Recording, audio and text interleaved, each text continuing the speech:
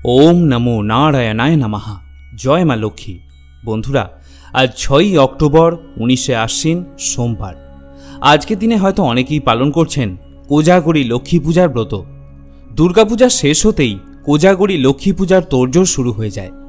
बाड़ीते एई पुजो हय ना एमन बांगाली कमई आछे। फले कोजागरी पूर्णिमार सकाल थेकेई घरे घरे शुरू हो जाए पुजोर प्रस्तुति। विभिन्न फल फूल मिष्टिते साजानो हय पुजोर थाला। दुर्गापूजा ठीक परेई आश्विन मासेर शेष पूर्णिमा तिथिते पालित हय बांगालिर एई लक्ष्मी पूजा। हिंदू धर्ममते लक्ष्मी हलेन धनसम्पत्ति और सौभाग्येर देवी। ताई घरे घरे धनसम्पदेर आशाय एई दिन लक्ष्मीर आराधना करा हये थाके। शुधुमात्र बाड़ीर महिलाराई नन, नारी पुरुष निर्बिशेषे सकलेई एई आयोजने मेते ओठेन। बेश किछु नियम मेने एई प्रस्तुति चलते थाके। बांगलाय एई कोजागरी शब्देर उत्पत्ति को जागर्ती थेके।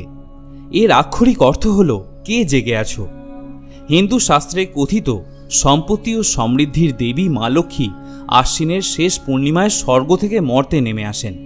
बाड़ी बाड़ी गिये प्रत्येक मानुषके तिनी आशीर्वाद करे थाकेन। किन्तु जार बाड़ीर दरजा बंध थाके तार घरे तिनी प्रवेश करेन ना, फिरे आसेन सेखान थेके। ताई लक्ष्मी पुजोर रात जेगे काटानो रीति चले आसछे बहु जुग धरे। ताछाड़ा पुजो हय सन्ध्याकाले। मने करा हय जे भक्त रात जेगे आराधना करें ताके दुई हाथ भरे आशीर्वाद करें देवी लक्ष्मी। ताई पुजोर राते सारा बाड़ीते प्रदीप जालिए उज्जवल करे रखा हय। रात जेगे चले देवीर आबाहन। कोजागरी लक्ष्मी पूजार एकटी अभिन्न अंश हलो एई व्रतेर व्रतकथा बा पाঁচালি श्रवण करा। आज एई भिडियोते आपनाके आमि शोनाबो कोजागरी लक्ष्मी मायेर व्रतकथा एबं पाঁচালি। शास्त्रमते व्रतकथा श्रवण ना करले जे कोनो व्रतई असम्पूर्ण थेके जाय। ताई आपनार काछे अनुरोध दिनेर जे कोनो समय এই ব্রতকথা এবং পাঁচালি একবার হলেও সম্পূর্ণ শ্রবণ করবেন। এবং পাঁচালি বা ব্রতকথা শ্রবণ করার সময় হাতে একটি ফুল বা দুর্বা ঘাস নিয়ে রাখবেন। ব্রতকথা শ্রবণ সম্পূর্ণ হলে সেই পুষ্প বা দুর্বা ঘাসটি দেবীর চরণে অর্পণ করে দেবেন। তাহলে শুরু করছি আশ্বিন মাসের কোজাগরি লক্ষ্মী মায়ের ব্রতকথা এবং পাঁচালি। জয় মা লক্ষ্মী। শরৎ পূর্ণিমার নিশি নির্মল গগন, মন্দ মন্দ বহিতেছে মলয় পবন। লক্ষ্মী দেবী বামে করি বসি নারায়ণ, বৈকুণ্ঠ ধামেতে বসি করে আলাপন। হেনকালে বিনা হাতে আসি মুনিবর, হরিগুণ গানে মত্ত হইয়া বিভোর। গান সম্বরিয়া উভে বন্দনা করিল, বসিতে আসন তারে নারায়ণ দিল। মধুর বচনে লক্ষ্মী জিজ্ঞাসিল তায়, কিবা মনে করি মুনি আসিলে হেথায়। কহেন মুনি তুমি চিন্ত জগতের হিত, সবার অবস্থা আছে তোমার বিদিত। সুখেতে আছয়ে যত মর্তবাসীগণ, বিস্তারিয়ে মোর কাছে করহ বর্ণন। লক্ষ্মীমার হেন কথা শুনি মুনিবর, কহিতে লাগিলা তারে জুড়ি দুই কর। অপার করুণা তোমার আমি ভাগ্যবান, মর্তলোকে নাহি দেখি কাহার কল্যাণ। সেথায় নাই মা আর সুখ শান্তি লেশ, দুর্ভিক্ষ অনলে মাগো পুরিতেছে দেশ। রোগ শোক নানা ব্যাধি কলিতে সবায়, ভুগিতেছে সকলেতে করে হায় হায়। অন্ন বস্ত্র অভাবেতে আত্মহত্যা করে, স্ত্রীপুত্র ত্যাজি সবাই যায় দেশান্তরে। স্ত্রী পুরুষ সবে করে ধর্ম পরিহার, সদা চুরি প্রবঞ্চনা মিথ্যা অনাচার। তুমি মাগো জগতের সর্বহিতকারী, সুখ শান্তি সম্পত্তির তুমি অধিকারী। স্থির হয়ে রহ যদি প্রতি ঘরে ঘরে, তবে কি জীবের এত দুঃখ হতে পারে। নারদের বাক্য শুনি লক্ষ্মী বিষাদিতা, কহিলেন মুনি প্রতি দোষ দাও বৃথা। নিজ কর্মফলে সবে করে দুঃখ ভোগ, অকারণে মোর প্রতি করো অনুযোগ। শোনো হে নারদ বলি যথার্থ তোমায়, মম অংশে জন্ম লয় নারী সমুদয়। তারা যদি নিজ ধর্ম রক্ষা নাহি করে, তবে কি অশান্তি হয় প্রতি ঘরে ঘরে। লক্ষ্মীর বচন শুনি মুনি কহে ক্ষুণ্ণ মনে, কেমনে প্রসন্ন মাতা হবে নারীগণে। কিভাবেতে পাবে তারা তব পদছায়া, দয়াময়ী তুমি মাগো না করিলে দয়া। মুনির বাক্যে লক্ষ্মীর দয়া উপজিল, মধুর বচনে তারে বিদায় করিল। নারীদের সর্বদুঃখ যে প্রকারে যায়, কহ তুমি নারায়ণ তাহার উপায়।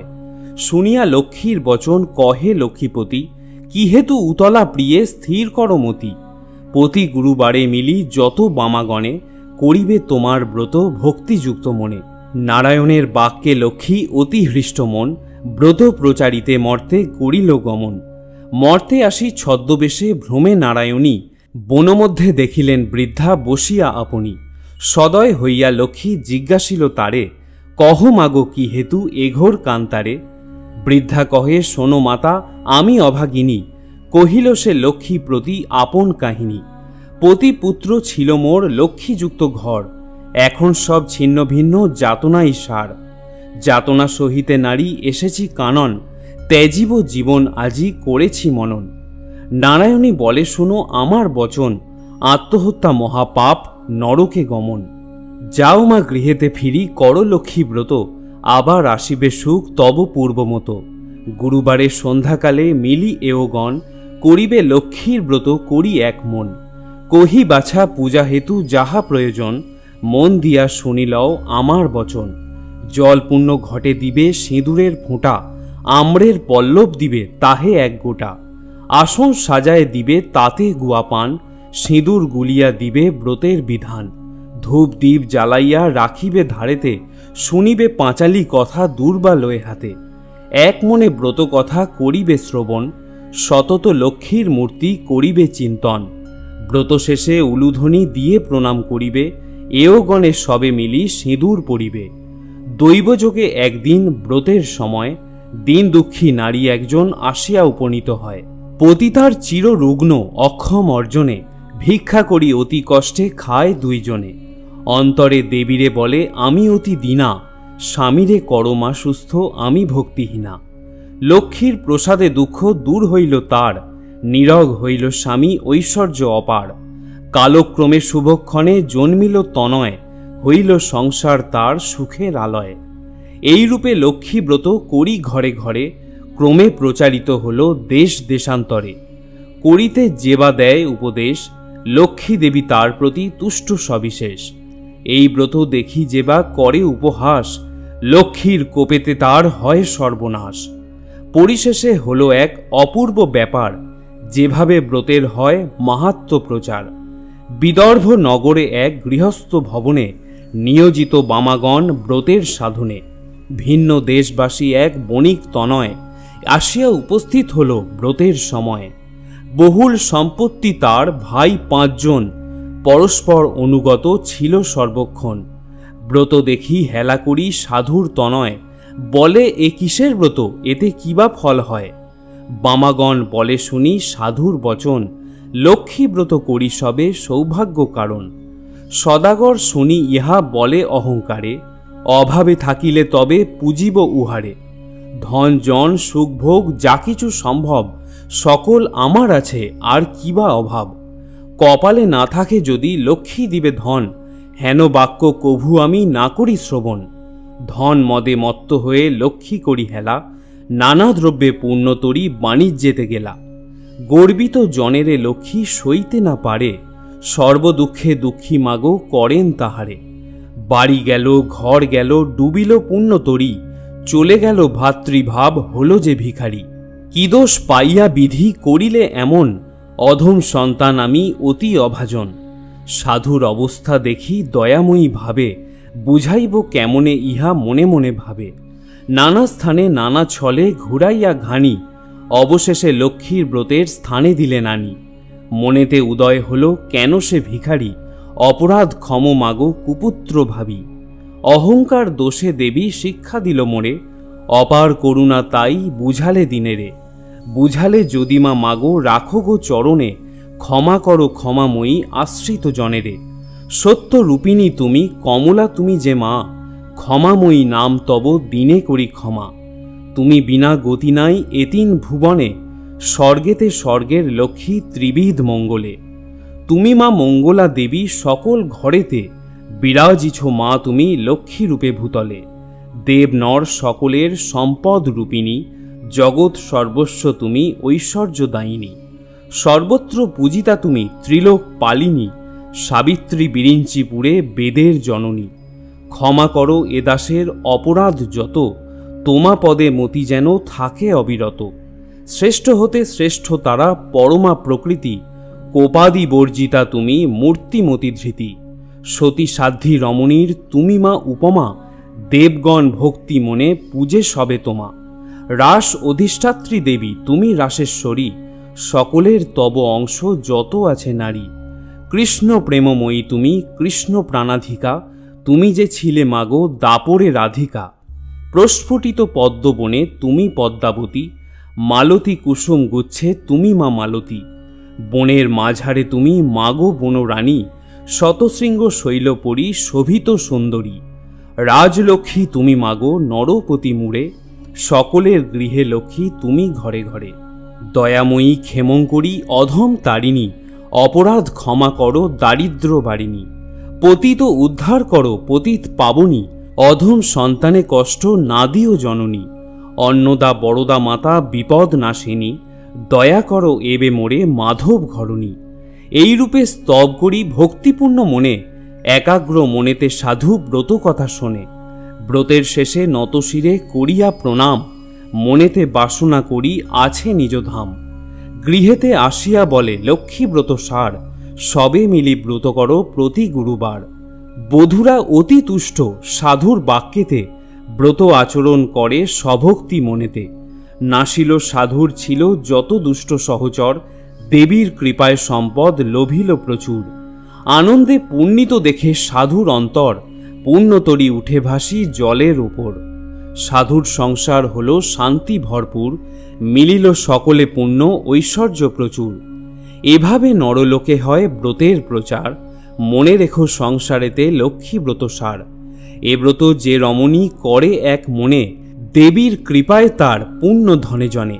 অপুত্রার পুত্র হয় নির্ধনের ধন, ইহলোকে সুখী অন্তে বৈকুণ্ঠে গমন। লক্ষ্মীর ব্রতের কথা বড়ই মধুর, অতি যতনেতে রাখো তাহার আসন উপর। যেজন ব্রতের শেষে স্তব পাঠ করে, অভাব ঘুচিয়া যায় লক্ষ্মী দেবীর বরে। লক্ষ্মীর পাঁচালী কথা হলো সমাপন, ভক্তি করি বর মাগো যাহা যাহা মন। সিঁথিতে সিঁদুর দাও সব এও মিলে, উলুধ্বনি করো সবে অতি কৌতূহলে। দুই হাত জোর করি ভক্তিযুক্ত মনে, নমস্কার করহ সবে দেবীর চরণে। প্রিয় শ্রোতা বন্ধুরা, এতক্ষণ আপনারা শুনলেন কোজাগরী লক্ষ্মী মায়ের পাঁচালী। এবারে আমি আপনাদের পাঠ করে শোনাব কোজাগরী মা লক্ষ্মীর ব্রতকথা। আপনাদের কাছে অনুরোধ, এই ব্রতকথা সম্পূর্ণ শ্রবণ করবেন। পুরাকালে এক দেশে এক রাজা ছিলেন। তিনি সৎ এবং ধর্মপরায়ণ ছিলেন। তার দেশে একটি নিয়ম ছিল, হাটে প্রজাদের যেসব জিনিস বিক্রি হবে না, তিনি তার সঠিক দামে তার প্রজাদের কাছ থেকে কিনে নিতেন। এক কামার হাটে একটি লোহার নারী মূর্তি বিক্রি করতে এনেছিল, কিন্তু সারাদিন পরেও সেটা তার বিক্রি হলো না। সে রাজবাড়িতে সেই কথা জানালে ধর্মপরায়ণ রাজা সেটা কিনে নিলেন। সেই দিনই রাত্রে রাজা তার বাড়িতে কান্নার আওয়াজ শুনতে পান। সারা বাড়িতে ঘুরে শেষে ঠাকুর ঘরে এসে দেখলেন এক সুন্দরী নারী মূর্তি কাঁদছে। রাজা তার সামনে গিয়ে বললেন, কে মা তুমি, এরকমভাবে কাঁদছো কেন? সে বলল, আমি রাজলক্ষ্মী, তোর বাড়িতে এতদিন ছিলাম, কিন্তু এখন আর থাকতে পারবো না, চলে যেতে হবে, তাই কাঁদছি। রাজা বিনয়ের সুরে হাত জোর করে জিজ্ঞাসা করলেন, কেন মা, আমি কি করেছি? সে বলল, আমি যে আর থাকতে পারবো না রে, বাড়িতে যে তুই অলক্ষ্মী এনেছিস। তারপর কাঁদতে কাঁদতে রাজলক্ষ্মী বিদায় নিলেন। খারাপ মন নিয়ে রাজার জানলার ধারে বসেছিলেন। হঠাৎ দেখলেন একজনা বেরিয়ে যাচ্ছে। অমনি দৌড়ে গিয়ে রাজা তাকে জিজ্ঞাসা করলেন, কে মা তুমি, এইভাবে চলে যাচ্ছ কেন? সে বলল, আমি তোমার ভাগ্য লক্ষ্মী, তোমায় ছেড়ে চলে যাচ্ছি। তুমি ঘরে অলক্ষ্মী এনেছ, তাই এখানে তুমি আর থাকতে দিলে কোথায়? রাজা মাথা নিচু করে দাঁড়িয়ে রইলেন। এমন সময় তিনি দেখলেন আরও এক সুন্দরী নারী মূর্তি বেরিয়ে যাচ্ছে। রাজা আবার তাড়াতাড়ি গিয়ে তার পথ আগলে তাকে বললেন, তুমি কে মা, এইভাবে চলে যাচ্ছ কেন? সে বলল, আমি যশোলক্ষ্মী, তোমায় ছেড়ে আজই চলে যাচ্ছি। এইভাবে একে একে রাজলক্ষ্মী, ভাগ্যলক্ষ্মী এবং যশোলক্ষ্মী তিনজনই রাজাকে ছেড়ে চলে গেলেন। রাজার চোখে ঘুম নেই। জানলার ধারে বসে থাকতে থাকতে তিনি দেখেন একজন পরম পুরুষ আর এক সুন্দরী নারী মূর্তি বাড়ি থেকে বিদায় নিচ্ছে। রাজা পুনরায় গিয়ে দরজা আগলে তাদেরকে চলে যাওয়ার কারণ জিজ্ঞাসা করলেন। সুন্দরী নারী মূর্তি তাকে বললেন যে তিনি হলেন কুললক্ষ্মী, ঘরে অলক্ষ্মী আছে, তাই আর তার থাকা হবে না। পরম পুরুষটি জানালেন তিনি হলেন ধর্ম, কিন্তু অলক্ষ্মীর কারণে তাকেও চলে যেতে হচ্ছে। সেই কথা শুনে রাজা জিজ্ঞাসা করলেন, আমার দোষ কি? ধর্ম রক্ষা করতেই অলক্ষ্মীকে কিনেছি। ধর্মই আমার সম্বল। এই ধর্ম বলে আমার রাজলক্ষ্মী, ভাগ্যলক্ষ্মী, যশলক্ষ্মী, কুললক্ষ্মী সবাইকে চলে যেতে দিয়েছি। আমি ধর্মপ্রাণ, ধর্ম ত্যাগ করিনি। আমি আপনাকে কিছুতেই যেতে দেব না। ধর্ম দেখলেন রাজা এই কথা সঠিকই বলেছেন, তাই তিনি থেকে গেলেন।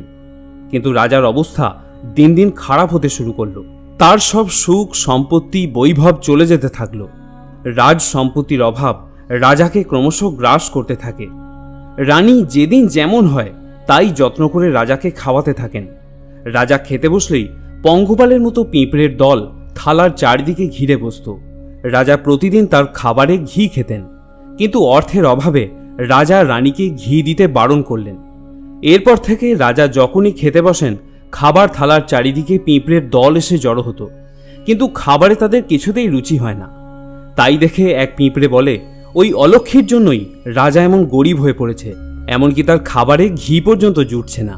তাই শুনে রাজা হো হো করে হেসে ওঠেন। রানী দেখতে পেয়ে বললেন, আপনি এমনভাবে হাসছেন কেন? রাজাও বলবেন না, রানীও ছাড়বেন না। রাজা তখন বলেন, এ কথা বললেই আমার প্রাণ যাবে, তাও যদি তুমি শুনতে চাও তাহলে তোমাকে বলবো। রানী কিন্তু তবুও শুনতে চায়। রাজা তখন তাকে বললেন, আমি মরলে যদি তুমি খুশি হও তাহলে ওই নদীর ধারে চলো, আমি তোমাকে সব কথা বলবো। রানী ভাবল, কথা বললে আবার কেউ মারা যায় নাকি? এই ভেবে রাজা এবং রানী দুজনেই নদীর তীরে এসে উপস্থিত হলো। এক শিয়াল দম্পতি সেই নদীর তীরে বাস করত।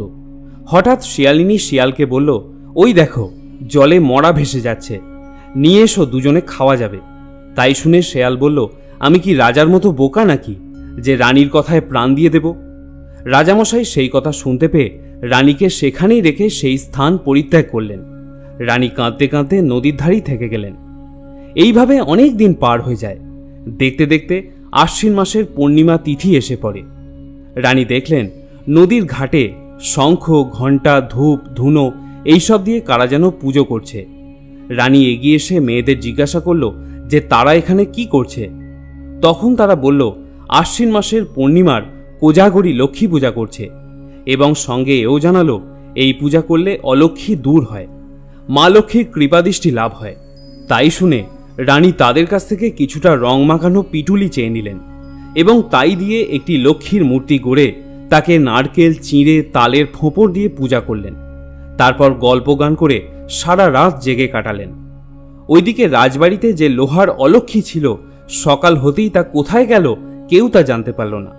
ধর্ম এসে রাজাকে বললেন, আপনার অমঙ্গল কেটে গেছে, অলক্ষ্মী দূর হয়েছে, আপনি রানীকে নিয়ে শীঘ্রই ফিরে আসুন। রাজা তখন একটি পালকি নিয়ে রানীর উদ্দেশ্যে রওনা হলেন এবং অনতিবিলম্বে রানীকে নিয়ে মহলে ফিরে এলেন। এরপর তারা দুজন মিলে মা লক্ষ্মীর পূজা খুব ঘটা করে সম্পন্ন করলেন এবং তার কিছুকাল পর রাজা তার হারানো প্রতিপত্তি পুনরায় ফিরে পেলেন। এইভাবে কোজাগরী লক্ষ্মী পূজার মাহাত্ম্য সর্বত্র ছড়িয়ে পড়ল। শ্রোতা বন্ধুরা, শাস্ত্রে বর্ণিত হয়েছে দেবী লক্ষ্মীর পাঁচালী শ্রবণ করলে বা পাঠ করলে দেবী সৌভাগ্য ও অর্থ প্রদান করে থাকেন। এছাড়া প্রতি বৃহস্পতিবার দিন এই পাঁচালী শ্রবণ করলে তা অত্যন্ত শুভ ফল প্রদান করে থাকে। জ্যোতিষশাস্ত্র মতে বলা হয়, যে মানুষের ভাগ্যে বৃহস্পতির অবস্থান সঠিকভাবে থাকে সে কোনোদিন অর্থকষ্টে পীড়িত হয় না। তাই প্রতি বৃহস্পতিবার দিন মা লক্ষ্মীর পাঁচালী বা ব্রতকথা অতি অবশ্যই শ্রবণ করবেন। আজকের মতো এই ভিডিওটি এখানেই শেষ করছি। যদি ব্রতকথা শ্রবণ করে আপনার ভালো লাগে তাহলে ভিডিওটিতে অবশ্যই একটি লাইক করবেন এবং তার সাথে কমেন্টে অবশ্যই একবার লিখবেন, জয় মা লক্ষ্মী। সকলে ভালো থাকুন, সুস্থ থাকুন। কল্যাণময়ী জগদীশ্বর আপনার মঙ্গল করুন।